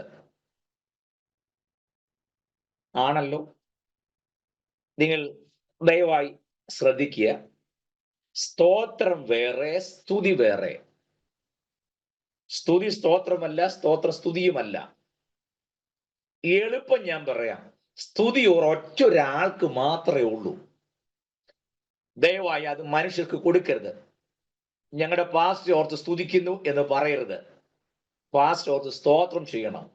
പാസ്റ്ററെ ഓർത്ത് ദൈവത്തെ സ്തുതിക്കുന്നു എന്ന് പറഞ്ഞാൽ ഓക്കെ. മനസ്സിലാകുന്നുണ്ടോ ഞാൻ പറഞ്ഞത്? ക്ലിയർ ആയി ഞാൻ വിശ്വസിക്കുന്നു. അപ്പം അഭിലാഷ് പാസ്റ്റർ ഓർത്ത് ഞാൻ ദൈവത്തെ സ്തുതിക്കുന്നു, ഓക്കെ. അഭിലാഷ് പാസ്റ്റർക്കായി സ്തോത്രം, അത് ചെയ്യാം. സ്തുതിക്കുന്ന ആരെ മാത്രം? ദൈവത്തെ മാത്രം. ഒരൊറ്റ മനുഷ്യന് സ്തുതി പോകരുത്. ക്ലിയർ ആകുന്നുണ്ടോ? 65 സംഘത്തിന് 1-ാം വാക്യം, ദൈവമേ സിയോനിൽ സ്തുതി നിനക്ക് യോഗ്യം. അതിന്റെ അർത്ഥം വേറെ ആണെങ്കിലും അതിന്റെ ഒരു ട്രാക്ക് പറയാൻ വേണ്ടി ഞാൻ ഉപയോഗിച്ച് മാത്രമേ ഉള്ളൂ. അപ്പോൾ സ്തുതിക്കുന്നത് ദയവായി ദൈവദാസന്മാർക്കെല്ലാം അറിയാം, എങ്കിലും അറിയാത്തവർക്ക് വേണ്ടി ഞാൻ ഇത്രയും പറഞ്ഞത് കേട്ടോ. സ്തുതിക്കുന്നത് ദൈവത്തെ മാത്രം. സ്തുതി മനുഷ്യന് കൊടുക്കരുത്. നമ്മുടെ കൂട്ടു സഹോദരങ്ങൾക്കോ തലമുറകൾക്കോ നമ്മുടെ പ്രിയപ്പെട്ടവർക്കോ നമ്മുടെ കൂട്ടുവിശ്വാസികൾക്കോ ദൈവദാസന്മാരെയൊക്കെ ഓർത്ത് അവർക്കായി സ്തോത്രം ചെയ്യണം. സ്തുതിക്കുന്ന ദൈവത്തിന് മാത്രം. എന്ന് പറഞ്ഞാൽ ദൈവം ആരാണെന്നറിഞ്ഞ് വർണ്ണിക്കുന്നതാണ് സ്തുതി, പുകഴ്ച കൊടുക്കുന്നതാണ്. ക്ലിയർ ആവുന്നുണ്ടോ? സ്തോത്രം. അവ രണ്ടും കൂടെ മിക്സ് ആക്കി ചെയ്യരുത്. സ്തുതി വേറെ, സ്തോത്രം വേറെ. പിന്നീട് ഞാൻ പറഞ്ഞത് രണ്ടും ആരാധനയുമായിട്ട് വരുമ്പോൾ രണ്ടും വ്യത്യാസമാണ്. സ്തുതി വേറെ, ആരാധന വേറെ. ആരാധന സ്തുതിയല്ല, സ്തുതി ആരാധനയുമല്ല. പാട്ട് ആരാധനയല്ല, ആരാധന പാട്ടുമല്ല. എന്നാൽ ആരാധന പാട്ടുണ്ടെന്നുള്ളത് സത്യമാണ്. ക്ലിയർ ആകുന്നുണ്ടോ? രണ്ട്, ആരാധനയ്ക്ക് പാട്ടും വേണ്ട, ഈ പറഞ്ഞ ഒരു ഐറ്റംസും വേണ്ട. പിന്നെ എന്താണ് വേണ്ടത്? നമുക്കത് അങ്ങോട്ട് വരാം. ഇന്നത് തീർക്കാൻ പറ്റുമോ? ഞാൻ തീർക്കില്ല എന്നുണ്ടെങ്കിൽ അടുത്ത ക്ലാസ് കൊണ്ട് കുറച്ചുകൂടെ ക്ലിയർ ആയിട്ട് പറഞ്ഞ് അവസാനിപ്പിക്കാം. ഞാൻ മുൻപ് പറഞ്ഞൊരു കാര്യം ഓർക്കുന്നുണ്ട്. നമ്മൾ തിരുവഴുത്തിലെ ചില കാര്യങ്ങൾ ആരാഞ്ഞറിയാൻ ശ്രമിക്കുമ്പോൾ ഒരു ചോദ്യത്തിന് ഉത്തരം കണ്ടെത്താൻ നമ്മൾ ചെയ്തൊരു കാര്യമുണ്ട്. അത് നമ്മളെന്നുള്ളതല്ല, വേദപുസ്തകത്തിന്റെ തിരുവഴുത്തിന്റെ പൊരുൾ തിരിക്കുന്ന രീതി. എങ്ങനെ ചോദിച്ചു കഴിഞ്ഞാൽ, നമുക്കുള്ള ആ ചോദ്യത്തെ ഒരു ഫ്രെയിമിനകത്തിടണം. 4 വശങ്ങളുള്ള ഒരു ഫ്രെയിമിനകത്തിടണം. ഏതൊക്കെയാണ്? നമ്പർ 1, ഒന്ന് അതിന്റെ ജെനിസിസ്, തുടക്കം എവിടെ, ഇത് ആദ്യമായിട്ട് എവിടാണ് കണ്ടത്, അതാണ് ജെനിസിസ്. 2, അതിന്റെ എറ്റിമോളജി, ഈ പദം എങ്ങനെയാണ് ഉണ്ടായത്, ഈ പദത്തിന്റെ അർത്ഥം എങ്ങനെയാണ്, ഈ പദം ഇവിടെ ഉപയോഗിക്കാൻ കാരണം എന്താ, ആ പദം എന്താണ് അർത്ഥമാക്കുന്നത്, ആ പദം കൊണ്ട് എന്ത് ഉദ്ദേശിക്കുന്നു, അതാണ് അതിന്റെ എറ്റിമോളജി. 3, അതിന്റെ മൊറാലിറ്റി, ഇത് നൽകുന്ന സന്ദേശം എന്താണ്, അതിന്റെ ഗുണപാഠങ്ങൾ എന്താണ്, അതിന്റെ നല്ല വശം എന്താണ്, അതാണ് അതിന്റെ മൊറാലിറ്റി. 4, അതിന്റെ ഡെസ്റ്റിനി, ഇതെങ്ങോട്ടാണ് വിരൽ ചൂണ്ടുന്നത്, ഇതെങ്ങോട്ടാണ് നമ്മളെ കൊണ്ടുപോകുന്നത്, നല്ലതിലേക്കാണോ നാശത്തിലേക്കാണോ? മനസ്സിലാകുന്നുണ്ടോ? സ്തോത്രം. ഈ ഫ്രെയിമിനകത്തിട്ട് വേണം നിങ്ങൾ തിരുവഴുത്തിലെ ഒരു ചോദ്യത്തിന് ഉത്തരം കണ്ടെത്താൻ. നിങ്ങൾക്ക് നിരവധി സംശയങ്ങൾ ഒരുപക്ഷെ ഉണ്ടായെന്ന് വന്നേക്കാം. തിരുവഴുത്ത് വായിച്ചു വരും. നിങ്ങൾ ചെയ്യേണ്ട ഒരു കാര്യം, ഞാൻ ഈ പറഞ്ഞ ഫ്രെയിമിനകത്ത് നിങ്ങളുടെ ഈ സംശയത്തെ എടുത്തിടണം. എന്നിട്ട് ഈ ഫ്രെയിം വെച്ചുകൊണ്ട് അതിന്റെ ഉത്തരം കണ്ടെത്താൻ ശ്രമിക്കുമ്പോൾ നിങ്ങളുടെ സംശയം മാറി ക്ലിയർ ആകും. 1, അതിന്റെ ജെനിസിസ്, അതിന്റെ ആരംഭം, ഉൽപ്പത്തി, തുടക്കം. ഇത് എവിടാണ് ആദ്യമായിട്ട് കാണുന്നത്? ഇപ്പൊ നമ്മൾ വർഷിപ്പ് തന്നെ പഠിക്കുന്നു. ആദ്യമായി വർഷിപ്പ് അഥവാ ആരാധന പദം എവിടാണ് കണ്ടത്, എന്തിനാണ് ഉപയോഗിച്ചത്, ആരാണ് ഉപയോഗിച്ചത്, എന്താണ് ഉദ്ദേശിച്ചത്, അവിടെ മുതൽ തുടങ്ങിക്കേ. ഇതെന്നല്ല ഏതൊരു വിഷയം പഠിക്കാനും ഞാൻ ഈ പറഞ്ഞ മെത്തേഡ് പ്രത്യേകിച്ചും ദൈവദാസന്മാരൊന്ന് ഉപയോഗിക്കണം. ഒരു കമന്ററിയുടെയും പുറകെ പോകാതെ, ഒരു മനുഷ്യനെ വിട്ട പുസ്തകത്തിന്റെ പുറകെ പോകാതെ, നിങ്ങൾ ചോദിക്കുന്ന ചോദ്യത്തിന്റെ ഉത്തരം തിരുവെഴുത്തിൽ തന്നെ നിങ്ങൾക്ക് കിട്ടാൻ അത് സഹായകമാകും. ഞാൻ അതിനാണ് ഇത്രയും സാവകാശത്തിൽ ക്ലാസ് എടുക്കാനുള്ള മുഴുവൻ ഞാൻ എഴുതി വെച്ചിട്ടുണ്ട്, കണ്ടോ. എന്നിട്ടും ഞാൻ വളരെ സ്ലോയിൽ ഇത് പറയാൻ കാരണം ഞാൻ ഏതാണ്ടെല്ലാം പഠിപ്പിച്ച് കുറെ പോയിന്റ് നിങ്ങൾക്ക് തരിക എന്നുള്ളതല്ല. നിങ്ങളുടെ ആത്മജീവിതത്തിന് ശുശ്രൂഷയ്ക്കും പ്രയോജനമാകത്തക്ക നിലയിൽ നിങ്ങൾക്ക് തന്നെത്താൻ ഇത് ചെയ്ത് പ്രാപ്തരാകണം എന്നുള്ള ഉദ്ദേശത്തിലാണ്. ഇങ്ങനെ വരുമ്പോഴത്തെ ഗുണം തെറ്റുകൂടാതെ, സംശയം കൂടാതെ നിങ്ങൾക്കൊരു വിഷയം പഠിക്കുന്നതിനും അതിനേക്കാൾ ഉപരി നിങ്ങളുടെ ശുശ്രൂഷ ഏൽക്കുന്ന വിശ്വാസികൾക്കും ദൈവമക്കൾക്കും അത് കൃത്യമായി പറഞ്ഞ് ബോധ്യപ്പെടുത്താനും സഹായമാകും എന്നുള്ളതാണ് ഏറ്റവും വലിയ കാര്യം. ഇപ്പോൾ ഏതെങ്കിലും ഒരു വിഷയമായിക്കൊള്ളട്ടെ, ഇപ്പൊ സ്നാനം, അല്ലെങ്കിൽ ദശാംശം, അല്ലെങ്കിൽ ഉപവാസം, അല്ലെങ്കിൽ ജീവിത വിശുദ്ധി, അല്ലെങ്കിൽ യാഗം, ഏതുമാകട്ടെ, നിങ്ങൾ അതിനെക്കുറിച്ച് പഠിക്കാൻ ശ്രമിക്കുമ്പോൾ ഞാൻ ഈ പറഞ്ഞ ഫ്രെയിമിനകത്തോട്ട് ഇടണം. എന്നിട്ട് നോക്കണം ഇതിന്റെ ജെനിസിസ് എവിടാ. ഇപ്പൊ യാഗമാണെങ്കിൽ യാഗത്തിന്റെ തുടക്കം എവിടാ, ഇതെവിടാ തുടങ്ങിയത്, ആരോട് പറഞ്ഞിട്ടാ തുടങ്ങിയത്, ആ യാഗം എങ്ങനെ നടന്നത്, അതിന്റെ അനന്തരഫലം എന്തായിരുന്നു. കണ്ടോ, യാഗം ഒരൊറ്റ വിഷയത്തിന്റെ റൂട്ടിലേക്ക് ചെല്ലാൻ പറ്റുന്ന ഒരു ട്രാക്ക് നിങ്ങൾക്ക് കിട്ടിയോ? കിട്ടി. ഇനി അതിന്റെ എറ്റിമോളജി, ഇതിങ്ങനെ ഉപയോഗിക്കുക, ഈ പദം ഉപയോഗിക്കാൻ കാര്യം എന്താ? യാഗം കഴിച്ച് എന്നോട് നിയമിച്ചത് എന്റെ വിശുദ്ധന്മാരെ എന്റെ അടുക്കൽ കൂട്ടുകയും 55 സംഘത്തിന് വായിച്ചപ്പോൾ സംഗതി കിട്ടി. ആഹാ, ശരി, നമ്മൾ പോവുക. ഈ പദം എന്താണ് അർത്ഥമാക്കുന്നത്? ഈ പദം ഇങ്ങനെ ഉപയോഗിക്കാൻ കാരണം എന്താ? അന്വേഷിച്ച് പോയിക്കേ, നിങ്ങൾക്ക് ഉത്തരം കിട്ടുമെന്നേ. മനസ്സിലായോ? എന്റെ മൊറാലിറ്റി, ഇതിന്റെ ഗുണപാഠം എന്താണ്? ഇതിന്റെ നല്ല വശം എന്താണ്? നമുക്കുള്ള പാഠം എന്താണ്? നമ്മൾ അംഗീകരിക്കേണ്ടത് എന്താണ്? അത് മൊറാലിറ്റിക്കകത്ത് നിന്ന് കിട്ടും. 3, അതിന്റെ ഡെസ്റ്റിനി. ഈ യാഗം എങ്ങോട്ടാണ് വിരൽ ചൂണ്ടുന്നത്? എങ്ങോട്ടാണ് ഫോക്കസ് ചെയ്യുന്നത്? കണ്ടോ? ഏതൊരു യാഗം എങ്ങോട്ടാ ഫോക്കസ് ചെയ്യുന്നത്? ഉറപ്പാ ക്രൂശിലെ പരമയാഗത്തിലേക്കല്ലേ? യെസ്. കണ്ടോ? റോമാലേഖനം 12-ാം അധ്യായത്തിന്റെ 1-2 വാക്യങ്ങൾ എടുത്ത് ഞാൻ ഈ പറഞ്ഞ ഫ്രെയിമിനകത്ത് ഇട്ടുവെച്ച് നിങ്ങളൊരു മെസ്സേജ് ഉണ്ടാക്കാൻ ശ്രമിച്ചേ. ഈ യാഗം അവസാനം നിങ്ങൾക്ക് ക്രൂശിൽ കൊണ്ട് കണക്ട് ചെയ്ത് നിർത്താൻ പറ്റും. കേട്ടോ? മെസ്സേജ് നന്നായി പറഞ്ഞു വന്ന് ലാസ്റ്റ് അത് ക്രൂശിൽ കൊണ്ട് സ്ഥാപിച്ച് അനുതാപത്തോടും ഏറ്റുപറച്ചോടും കണ്ണുനീരോടും കൂടെ അതിലുപരി ലഭ്യമായ ആത്മീക സ്വാതന്ത്ര്യമോർത്ത ജനം സന്തോഷത്തോടെ ദൈവത്തെ മഹത്വപ്പെടുത്തുന്ന ഒരു കൺക്ലൂഷനിൽ കൊണ്ടുവന്ന് ആ സന്ദേശം നിങ്ങൾക്ക് അവസാനിപ്പിക്കാനായിട്ട് പറ്റും. ക്ലിയർ ആയി ഞാൻ വിശ്വസിക്കുന്നു. അപ്പോൾ അതുകൊണ്ടാണ് നമ്മൾ ഈ വിഷയങ്ങളൊക്കെ പഠിക്കുമ്പോൾ ഒരു ദ്രുതഗതിയിൽ പോകാതെ, എല്ലാവർക്കും ഒരേ കപ്പാസിറ്റി ഉള്ളവരല്ല ഈ ക്ലാസ് ഇരിക്കുന്നത്, എനിക്ക് നന്നായിട്ടറിയാം. ജസ്റ്റ് ഞാനൊരു ചില വാക്കുകൾ പറയുമ്പോൾ തന്നെ കാര്യങ്ങൾ മനസ്സിലാക്കാൻ പറ്റുന്ന ജ്ഞാനമുള്ളവർ ഈ ക്ലാസ്സിൽ ഇരിപ്പുണ്ട്, അതെനിക്കറിയാം. അപ്പോൾ തന്നെ വളരെ സാവധാനം നിർത്തി ഓരോരോ കാര്യങ്ങൾ പറഞ്ഞാൽ മാത്രം ഗ്രഹിക്കാൻ കഴിയുന്നവർ ഇതിനകത്തുണ്ട്. അപ്പൊ എല്ലാവരെയും മനസ്സിലാക്കിക്കൊണ്ടാണ് ഞാൻ ഇങ്ങനെ ഈ പോകുന്നത്. അല്ല, നിങ്ങൾ നാളെ പറയരുത് ക്ലാസ് കൊള്ളാം പക്ഷെ വളരെ ഇഴഞ്ഞാ പോകുന്നത്, കുറച്ചുകൂടെ സ്പീഡിലാക്കിയാൽ നന്നായിരുന്നു എന്നുള്ളത് നിങ്ങൾക്ക് ഒരുപക്ഷെ തോന്നുന്നുണ്ടെന്ന് മുഖത്തുനിന്ന് വായിച്ചെടുക്കാൻ പറ്റുമെങ്കിലും ഞാൻ അധികം സ്പീഡ് കൂട്ടാതെയും എന്നാൽ സ്പീഡ് അധികം കുറയാതെയും ഒക്കെ ബാലൻസ് ചെയ്ത് കൊണ്ടുപോകാൻ ശ്രമിക്കുന്നതിന്റെ കാരണം കുറച്ചേ പഠിച്ചുള്ളെങ്കിലും പഠിക്കുന്നത് വ്യക്തമായും ക്ലിയർ ആയും പഠിച്ചാൽ അത് നിങ്ങൾക്ക് പ്രയോജനമാകും. അല്ലാതെ ഞാൻ ഏതാണ്ട് വലിയ ക്ലാസ് ഒക്കെ എടുത്തെന്ന് പറഞ്ഞ് കുറച്ച് ഏണ്ടെല്ലാം കൂടെ ഞാൻ കുടഞ്ഞിട്ട് തന്നു കഴിഞ്ഞാൽ അത് പ്രയോജനമില്ല. അത് എൻ്റെ മെത്തേഡല്ല, കർത്താവിൻ്റെ മെത്തേഡാ. കർത്താവ് എപ്പോഴും ശിഷ്യന്മാരോട് കുറച്ച് കാര്യങ്ങളെ പറഞ്ഞ് പഠിപ്പിച്ചിട്ടുള്ളൂ, എല്ലാം കൂടെ ഒറ്റയടിക്ക് കൊടുത്തില്ല.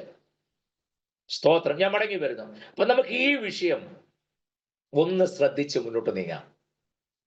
ആരാധന. ഞാൻ എപ്പോഴും പറയും, നമ്മുടെയൊക്കെ സഭാ ഹാളിന്റെ മുമ്പിൽ ഒരു ബോർഡുണ്ട് അല്ലേ?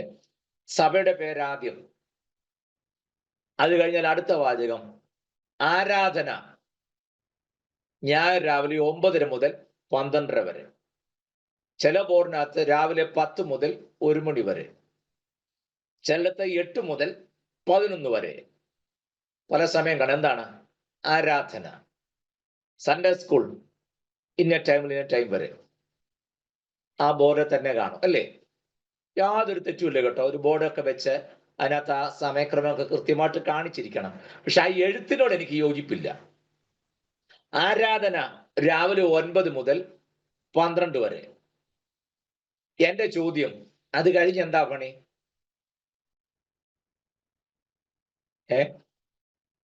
ഈ 12 മണി കഴിഞ്ഞ് എന്താ പണി? ആരാധന 9 മുതൽ 12 വരെ എന്നാരാ പറഞ്ഞ?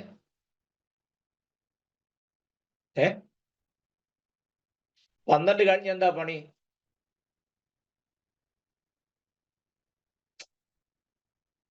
പറ, 12 കഴിഞ്ഞിട്ട് എന്താ പണി?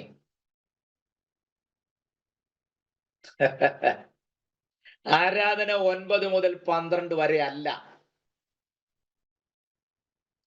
അത് വിശുദ്ധ സഭായോഗമാണ് 9 മുതൽ 12 വരെ. ക്ലിയർ ആകുന്നുണ്ടോ? സ്തോത്രം. സജിനൊക്കെ ഹിന്ദിക്കാരെ നന്നായിട്ട് പറഞ്ഞ് ബോധ്യമാക്കണം. ആരാധന 9 മുതൽ 12 വരെ അല്ല, വിശുദ്ധ സഭായോഗം 9 മുതൽ 12 വരെ. അത് സഭായോഗമാണ്, നോട്ട് വർഷിപ്പ്. ആരാധനയല്ല. നിങ്ങൾ ആകെ കൺഫ്യൂഷൻ ആയെന്ന് എനിക്ക് സംശയം. കുന്നംകുളത്തൊന്നും അടുത്ത് ഞായറാഴ്ച വഴക്കുണ്ടാകരുത്, സമാധാനത്തോടെ. സ്തോത്രം. അപ്പോൾ ആരാധന 9 മുതൽ 12 വരെ അല്ല, വിശുദ്ധ സഭായോഗവും 9 മുതൽ 12 വരെ. എന്ന് പറഞ്ഞാൽ വിശുദ്ധ സഭായോഗം വേറെ, ആരാധന വേറെ. ഞാൻ ചെന്ന് തൊട്ടതൊരു വലിയ സബ്ജക്റ്റിലാണ്, ഇത് എങ്ങനെ അടുപ്പിക്കാൻ പറ്റുന്ന അറിയത്തില്ല, എന്തായാലും ഞാൻ ശ്രമിക്കുക. ഇന്നിപ്പോ പോകുന്നിടത്തോളം പോട്ടെ, ബാക്കി ഞാൻ എന്തായാലും അടുത്ത ആഴ്ച പറഞ്ഞു തന്നോളാം.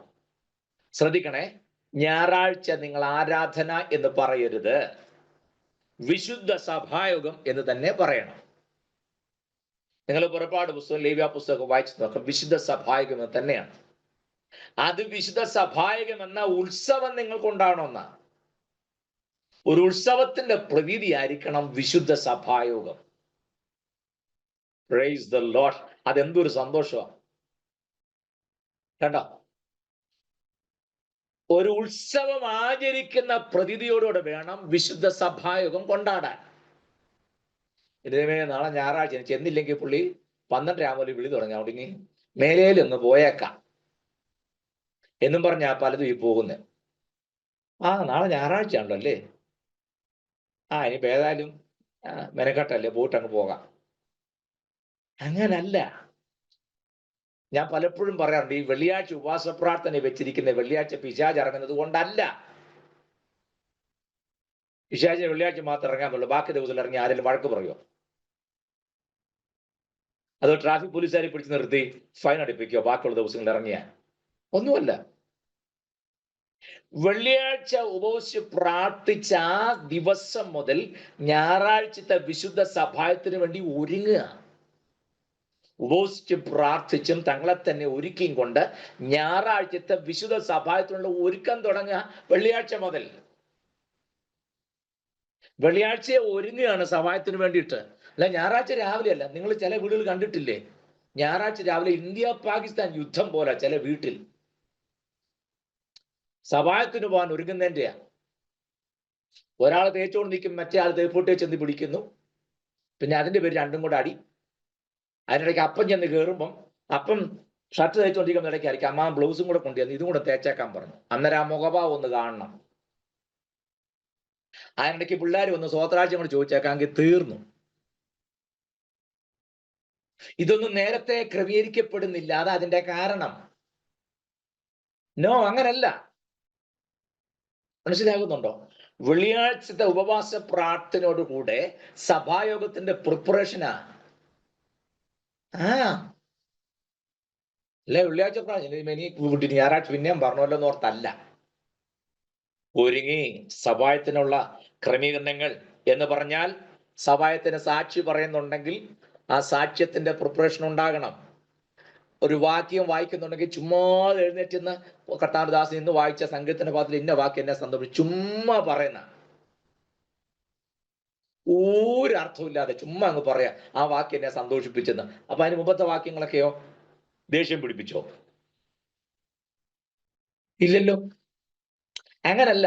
പറയാനുള്ള വാക്യങ്ങളൊക്കെ നേരത്തെ ഒരുങ്ങി തയ്യാറായി നല്ല കൃത്യമായി ഈ കടന്നു വരാൻ തക്കവണ്ണം മടിയായി തീർന്നു. ഈ തക്കവണ്ണം പൊക്കവണ്ണം ക്യുബിക്കടിയൊക്കെ മാറ്റിയിട്ട് നല്ല ഭംഗിയായിട്ട് അത് അവതരിപ്പിക്കണം, പ്രിപ്പയർ ചെയ്യാൻ വേണ്ടിയിട്ട് വളരെ ചുരുക്കി പറയണം. ആരെങ്കിലും ഗസ്റ്റ് പാസ്റ്റർമാരുണ്ടെങ്കിൽ പാസ്റ്റർമാർ പറയും, ഇന്ന് ദൈവദാസനുള്ളത് കൊണ്ട് സാക്ഷ്യത്തിന് ദൈവം ആരും പാട്ട് പാടരുത്, സാക്ഷി ചുരുക്കി പറഞ്ഞു പറഞ്ഞു പോയെങ്കിൽ അന്ന് എല്ലാവരും സാക്ഷ്യം പറയും, എല്ലാവർക്കും പാട്ടും കാണും. ഇന്ന് എല്ലാവർക്കും ഓരോ വരി പാട്ടും ഒക്കെ പാടി സാക്ഷ്യം പറയാൻ സമയമുണ്ടെന്ന് പറയുകയാണെങ്കിൽ അന്ന് ആർക്കും എഴുന്നേൽക്കുകയും വേണ്ട. പാസ്റ്റർക്ക് പണി കൊടുക്കുന്ന പുള്ളി അനുഭവിക്കട്ടെന്ന്. ഇങ്ങനല്ല. വിശുദ്ധ സഭായ ഒരു ഉത്സവം പോലെയാ.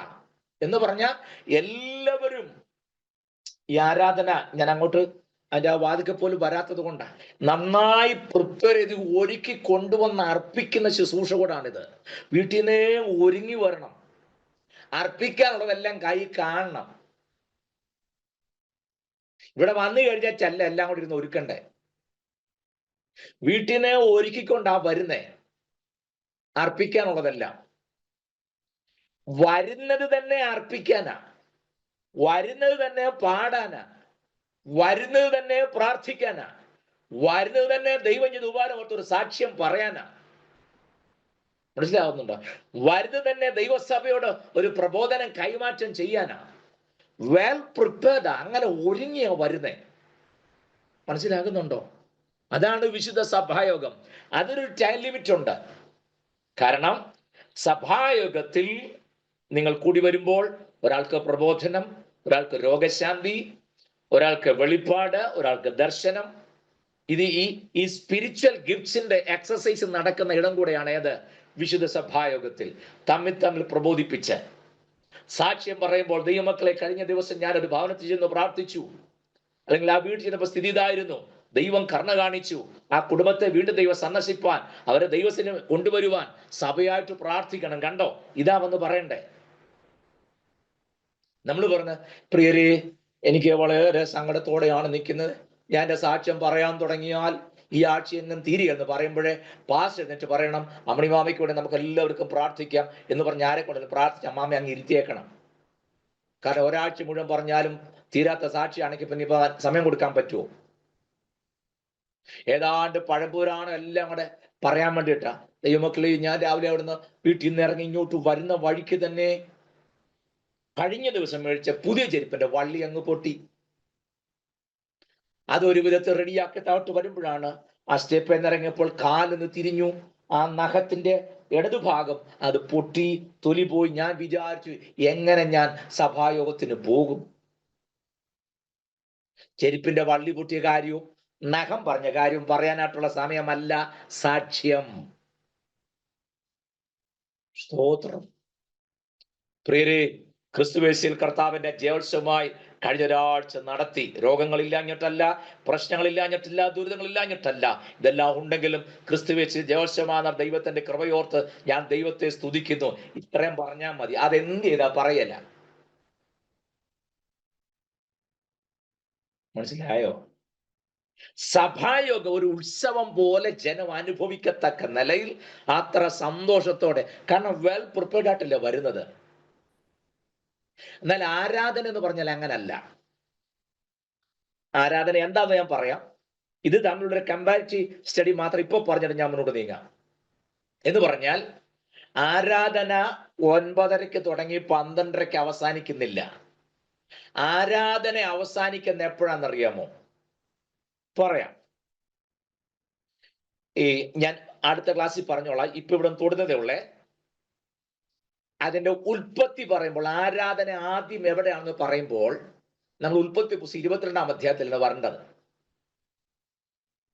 അബ്രഹാമിനോട് ദൈവം പറഞ്ഞു, നീ സ്നേഹിക്കുന്ന നിന്റെ മകനായ ഇസഹാക്കിനെ തന്നെ കൂട്ടിക്കൊണ്ട് ചെന്ന് ഞാൻ നിന്നോട് കൽപ്പിക്കുന്ന ഇടത്ത് മോറിയാമല്ല അവനെ എനിക്ക് വേണ്ടി ഹോമയാഗം കഴിക്കണം. എന്ത്? ഹോമയാഗം കഴിക്കണം. അതാണ് ദൈവം ആവശ്യപ്പെട്ടത്. 5-ാം വാക്യത്തിൽ അബ്രഹാം പറയുന്നു, ഞാനും ബാലനും അവിടത്തോളം ചെന്ന് ആരാധന കഴിച്ച് മടങ്ങി വരാം. ലിസൺ മീ, എന്നെ ശ്രദ്ധിച്ചേ. ദൈവം പറഞ്ഞു, ഇസഹാക്കിനെ എനിക്ക് വേണ്ടി ഹോമയാഗം കഴിക്കണം. അബ്രഹാം പറയുന്നു, ഞാനും മകനും അവിടത്തോളം ചെന്ന് ആരാധന കഴിച്ച് മടങ്ങി വരാം. ക്ലിയറായി ഞാൻ വിശ്വസിക്കുന്നു.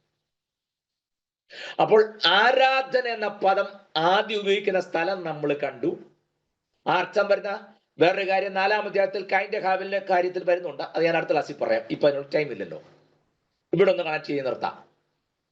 ശ്രദ്ധിച്ചേ, ഹോമയാഗം കഴിക്കാൻ എന്ന് ദൈവം ആവശ്യപ്പെട്ടപ്പോൾ അബ്രഹാം പറയുന്നു, ആരാധന കഴിച്ചു മടങ്ങി വരാം. അപ്പോൾ ഹോമയാഗം ഈസിക്കൽ ടു ആരാധന. ആരാധന എന്ന് പറഞ്ഞാൽ ഹോമയാഗം എന്നർത്ഥം. ഓക്കെ, ഇനി ഹോമയാഗം എന്ന് പറഞ്ഞാൽ എന്താണ്? യാഗങ്ങൾ പ്രധാനമായിട്ട് എത്രണ്ണം ഉണ്ട്? 5 എണ്ണം. ഹോമയാഗം, ഭോജനയാഗം, സമാധാനയാഗം, പാപയാഗം, അകൃത്യയാഗം. 4 യാഗവും വിട്ടേര് ആദ്യത്തെ യാഗം മാത്രം എടുക്കാം, ഹോമയാഗം. ഹോമയാഗം എന്ന് പറഞ്ഞാൽ മുഴുവനും ചാരമായി മാറുന്ന യാഗം. സർവാംഗ ഹോമം എന്നൊക്കെ പറയല്ലേ? എന്ന് പറഞ്ഞാൽ അർപ്പിക്കപ്പെടുന്ന യാഗമൃഗം മുഴുവനായും ചാരമായി തീരുന്ന യാഗമാണ് ഹോമയാഗം.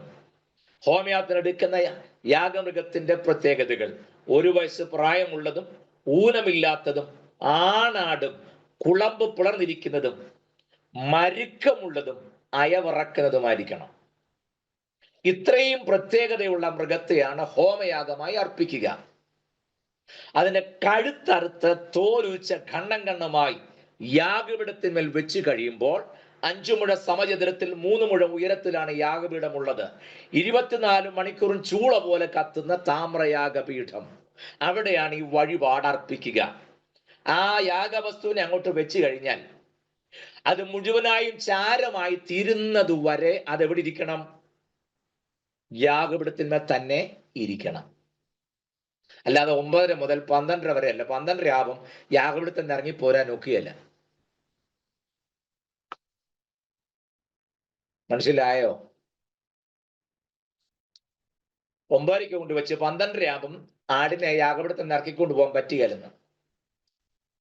ഒരിക്കൽ അങ്ങോട്ട് അർപ്പിച്ചു കഴിഞ്ഞാൽ പൂർണ്ണമായും ചാരമാകുന്നത് വരെയും യാഗപീഠത്തിൽ തന്നെ ഇരിക്കുന്നു. എന്ന് പറഞ്ഞാൽ നമ്മെ തന്നെ യാഗമായി കർത്താവിന് അർപ്പിച്ചു കഴിഞ്ഞാൽ പിന്നെ അത് അവസാനിക്കുന്ന എപ്പോഴെന്നറിയാമോ? Up to the last breath of your life. ജീവിതത്തിന്റെ അന്ത്യശ്വാസം വലിക്കുന്നത് വരെയും നീ യാഗപീഠത്തില, മറക്കരുത്. Praise the Lord. ക്ലിയർ ആയോ?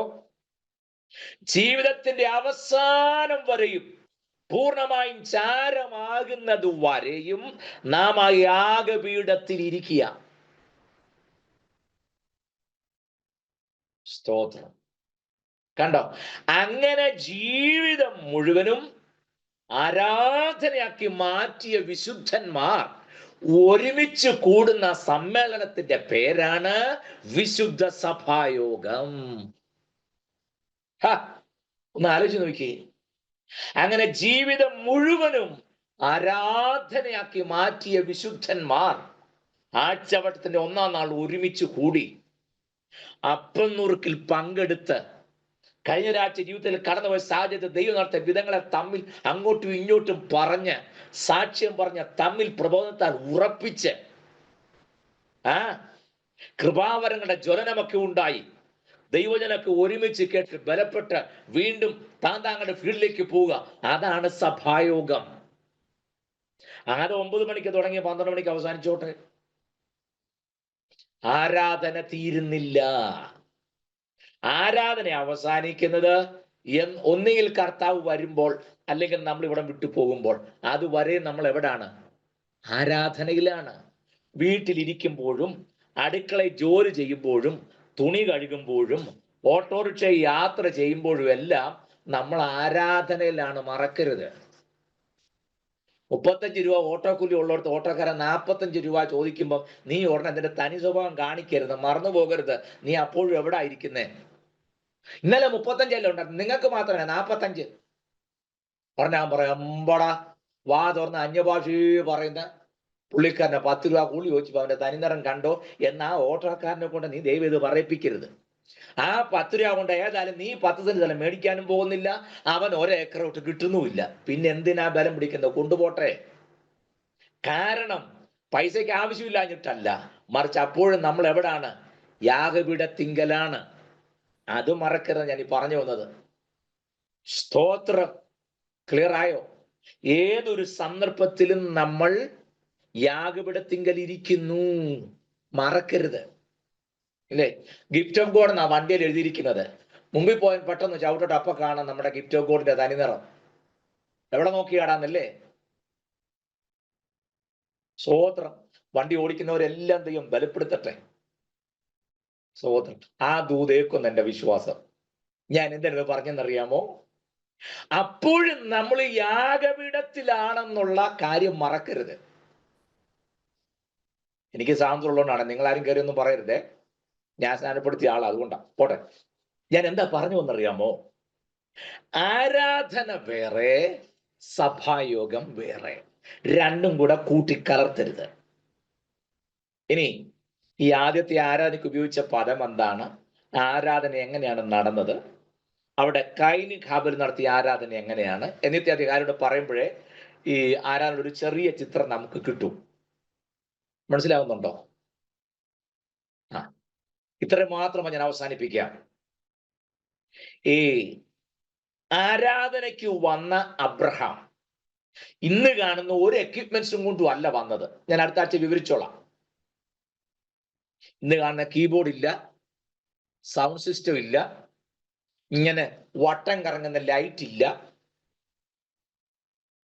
ഇപ്പൊ പിന്നെ നല്ലൊരു ഗ്ലോറി പറഞ്ഞ 2 ദിവസം ഇങ്ങനെ പൊങ്ങുന്ന, എന്താ പറയാ, പൂക്കുറ്റി പൊങ്ങുന്ന പോലെ പൊങ്ങുന്ന സഭകളൊക്കെയാണല്ലോ ഉള്ളത്. ഇതൊന്നും അവിടെ ഇല്ല. പിന്നെയോ നമുക്ക് അബ്രഹാമിനോട് തന്നെ ചോദിക്കാം, എന്തിനാ ഇവിടെ വന്നേ? എന്നോട് ഒരാൾ ഇങ്ങോട്ട് വരാൻ പറഞ്ഞു, അദ്ദേഹത്തെ കാണാനാ ഞാൻ വന്നേ. Hallelujah, price the Lord. അതിന്റെ പേരാണ് ആരാധന. മനസ്സിലാകുന്നുണ്ടോ? സ്തോത്രം. അതിന് ഈ പറഞ്ഞ എക്യുപ്മെന്റ്സ് ഒന്നും വേണ്ട. നമ്മോട് വരാൻ പറഞ്ഞവനെ കാണാൻ ചെന്നിക്കുക. കണ്ടിട്ടേ പോകാവൂ, കണ്ടിട്ടേ പോകാവൂ. ആ ശബ്ദം കേട്ടിട്ടേ പോകാവൂ, ആ സാന്നിധ്യം അനുഭവിച്ചിട്ടേ പോകാവൂ. അതിന്റെ പേരാണ് ആരാധന. സ്തോത്രം. നിങ്ങൾക്ക് കാര്യം പിടികിട്ടി കാണും ഞാൻ വിശ്വസിക്കുന്നു. അത് ആരാധന, മറ്റത് സഭായോഗം. Praise the Lord. കൂട്ടിക്കുഴച്ച് എല്ലാം കൂടെ ഏതാണ്ട് ഒരു രൂപത്തിൽ അങ്ങനെ ചെയ്യരുത്. കഴിഞ്ഞ ദിവസം തിരുവല്ലയ്ക്ക് അടുത്ത സ്ഥലം ഞാൻ പറഞ്ഞില്ല, തിരുവല്ലയ്ക്ക് അടുത്താണെന്ന് മാത്രം ഞാൻ പറയാം. ഒരു മാതാവ് മരിച്ചു. ശവസംസ്കാരം നടത്താൻ വന്നവര് വെളിവും ബോധം പഞ്ചായത്തുകൾക്ക് പോലും പൂട്ടില്ലാത്ത കുറച്ചെണ്ണം അവിടെ കിടന്നുകൊണ്ട് ഒരു വർഷിപ്പ്, ശവത്തിൽ പെട്ടി നടുക്കും ബോധമില്ലാത്ത എല്ലാം കൂടെ ചുറ്റും നിന്നുകൊണ്ടും ഒരു ബഹളവും, അവിടെ കാറ്റിക്കൂട്ടിയതെല്ലാം കണ്ടിട്ട് ചുറ്റും നിന്ന ആൾക്കാർ പറയാത്തതൊന്നുമില്ല. നമ്മുടെ പിതാക്കന്മാരൊക്കെ പ്രാർത്ഥിക്കുമ്പോൾ മനഃപൂർവ്വം പറയുന്ന ഒരു പദമുണ്ടായിരുന്നു, സന്നിധി ബോധം ഞങ്ങൾക്ക് നൽകണമേ. എവിടാണ് നിൽക്കുന്നത്, എന്തിനാണ് നിൽക്കുന്നത്, എന്താണ് ചെയ്യുന്നത് തിരിച്ചറിയാൻ കഴിയുന്ന നിലയിൽ ആ തിരിച്ചറിവോടെ സാന്നിധ്യ ബോധത്തോടും സന്നിധി ബോധത്തോടും സ്ഥിതിഗതികൾ അറിഞ്ഞും ശുശ്രൂഷയുള്ള പക്വത നമുക്കുണ്ടാകണം. ഇല്ല എന്നുണ്ടെങ്കിൽ, അതുകൊണ്ട് ആ പൗലോസ് പറഞ്ഞത് ശുശ്രൂഷയ്ക്ക് ആക്ഷേപം വരാതിരിക്കേണ്ടതിന് വളരെ ബി കെയർഫുൾ, വളരെ ശ്രദ്ധിച്ചു വേണം അത് ചെയ്യാൻ. ഞാൻ തുടങ്ങിയ വിഷയത്തിന്റെ ഒന്നും ആയിട്ടില്ല, എനിക്ക് നന്നായിട്ട് അറിയാം. സമയം കഴിഞ്ഞുകൊണ്ട് ഞാൻ ഇന്നത്തെ ക്ലാസ് ഇവിടെ അവസാനിപ്പിക്കുന്നു. ദയവായി തുടർന്നുള്ള അതിന്റെ ഭാഗങ്ങൾ ദൈവം വെച്ചാൽ അടുത്ത ക്ലാസ്സിൽ നിങ്ങളുമായിട്ട് പങ്കുവെക്കാം എന്ന് ഞാൻ ആഗ്രഹിക്കുന്നു. ദൈവം നിങ്ങളെ സഹായിക്കട്ടെ.